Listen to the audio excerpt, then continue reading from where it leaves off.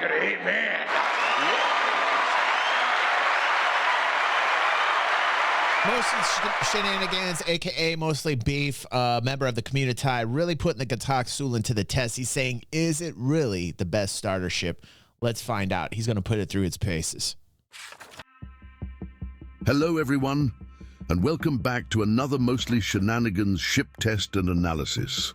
Today, we'll be taking a closer look at the newly released Gatac Syulen. Thanks to the 2947 Human Xi'an Trade Initiative, Gatac now offers human-adapted Xi'an spacecraft, so we too get to zoom around in shiny purple alien space bling. Let's head to Microtech and get the first test underway. I like the way he edited this. I'm already in. This test covers how quickly the chunky tripod can reach quantum drive altitude of 11,000 meters from the surface of Microtech, allowing one full use of the afterburner. In our testing, the Syulen managed this in 43 seconds, placing 3 seconds faster than the Nomad and a little slower than the Titan. The flat surfaces on the chonky, wingy arm bits appear to have a large amount of wind resistance. Thankfully, though, it's no struggle bus. Our second test today is our embarcation test, which covers how long it takes to bring a box on board by hand from 30 meters away and be flight ready in the pilot's seat. This test represents the impact of door, stair, seat and elevator animations on daily life. Our tests resulted in an average of 39 seconds, putting the Syulen second last right above the Mustang. This will have a considerable impact on the PAAF analysis coming up shortly in the video and should be considered by pilots interested in delivery careers.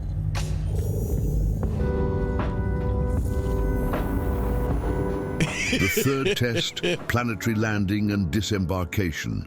This test covers quantum traveling from a set location at Port Tressler, landing at a set mining facility on Microtech, disembarking and reaching a specific door. And while we attempt to remove as many variables as possible and provide the most accurate results as we can, there may be a wider margin of error in this case due to the Syulen's unique design and the variety of landing techniques. At 175 seconds, the Syulen is slightly more efficient in atmosphere than the Andromeda and quite a bit slower than the Cutlass Black and Avenger Titan. Adding these three results together gives us the piss fart around factor. This represents the efficiency. The piss fart around factor, by the way, is the PFAF, the PFAF analysis of the ship when used in atmospheric conditions for things such as deliveries, rescue missions, or daily driving. Placing just above the Aurora, the chunk pod proves to be a suboptimal choice under such use cases. With the PFAF statistic, we can simulate how much SCU of cargo is moved between two locations in 2 hours. The Syulen sits in 6th place here.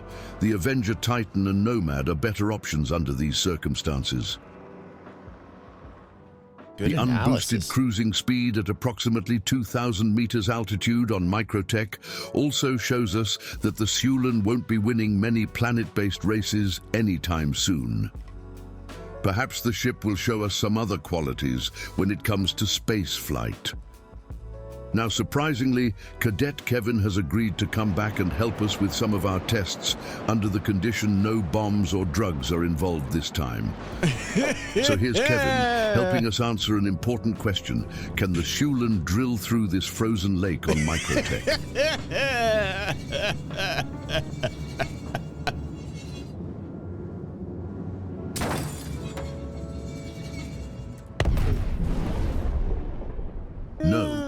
No, it can't. Now let's head off planet and see how the ship does in 0G. This is great. This is done very well. Turn rates are probably the most important factor when it comes to dogfighting, and probably even catfighting if you're into that sort of thing. The Syulen completes a full pitch rotation in 8 seconds, tying 6th place with the F-7C. A full rotation in yaw takes 8.5 seconds, again sitting just below the Avenger Titan and above the Nomad. Doing a barrel roll takes just 2 seconds, but where's the use in spinning that fast if you can't use it as a drill? Combining the turn rates gives us a rough idea of how the ship performs in a dogfight against fast targets. So far, the Syulen hasn't performed very far above average. We wondered if perhaps it would make an above-average projectile, and thanks to the new Argo SRV, we get to find out. What?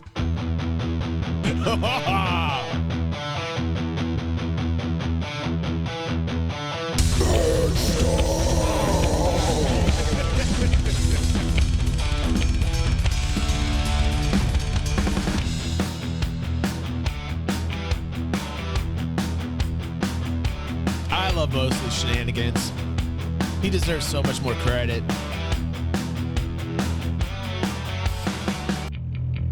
Professional content, man. Professional. Oh!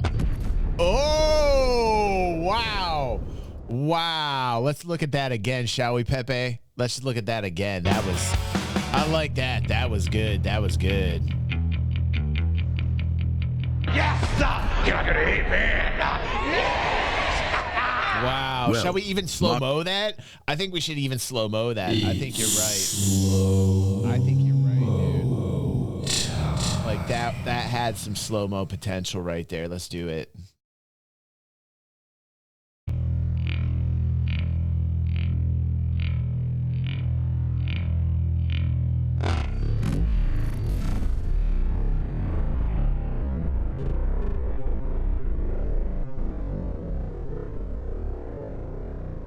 Glorious, glorious, glorious.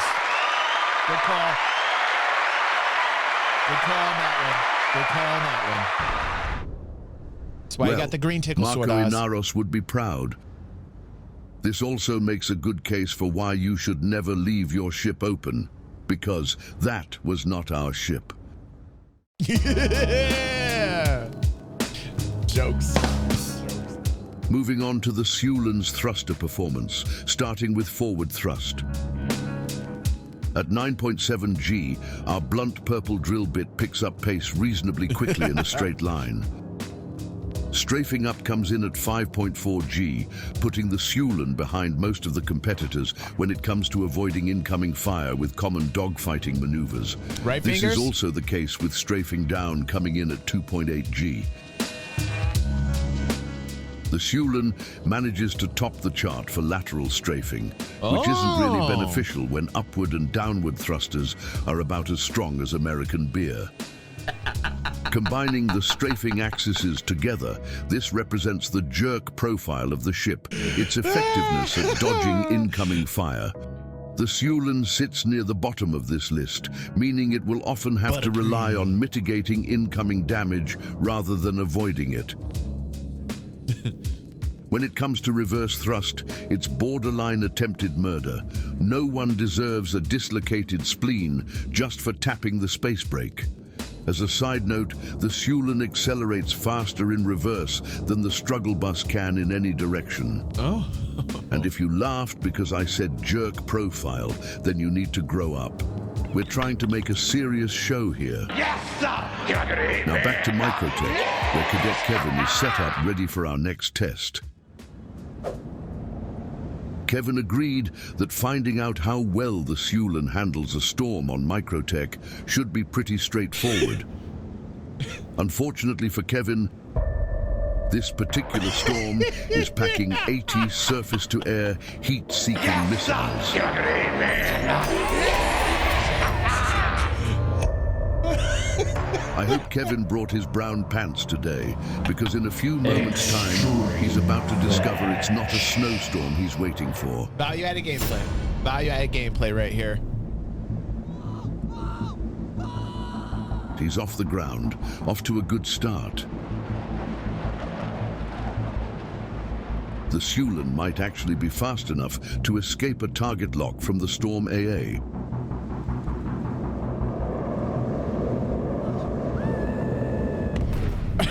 Nope, I was wrong. Those missiles were clearly faster than Kevin figuring out where the countermeasure button Did you hear him is. scream?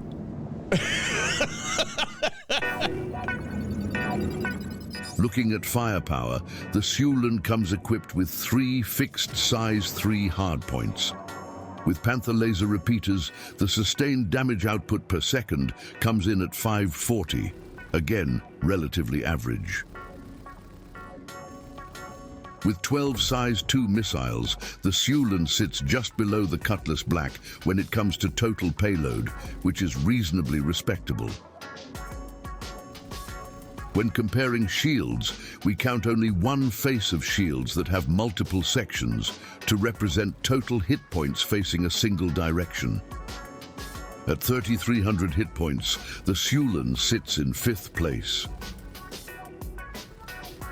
Adding the nose and body hit points together gives a rough idea of survivability. However, as armor and physicalized damage progresses, these particular numbers will eventually become meaningless. That said, though, the Syulen sits 3rd last. I will also note that the Syulen doesn't appear to have any physical damage resistance and would be vulnerable to ballistic weapons.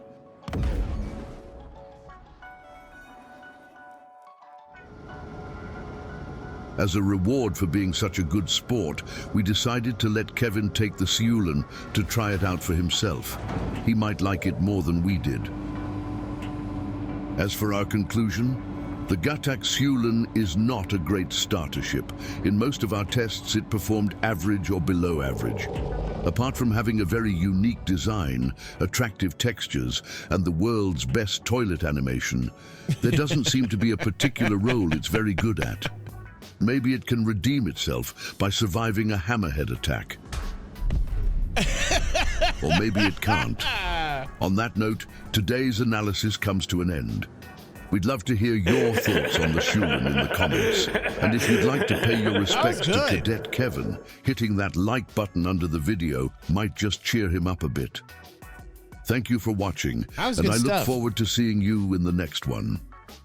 All right, if you're watching on YouTube, like and share this video. Also go down in the description, go over to Mostly Shenanigans page. Awesome, dude. We are giving away a Syulen. We are also giving away a ZEUS Mark II MR with Solstice paint. The Syulen does have the Tao'Moa paint, and both have LTI. So if you want to get involved in that, become a YouTube member or patron on the channel. I'm definitely going to like that vid. Let's see how he's doing. I am subscribed. I'm going to post this link here for everybody live so you guys can go over there and go subscribe. Go subscribe. Go help them out. That's what we do here on DG360, helping out the little guys. They need the help. They only has 400 views. Help them out.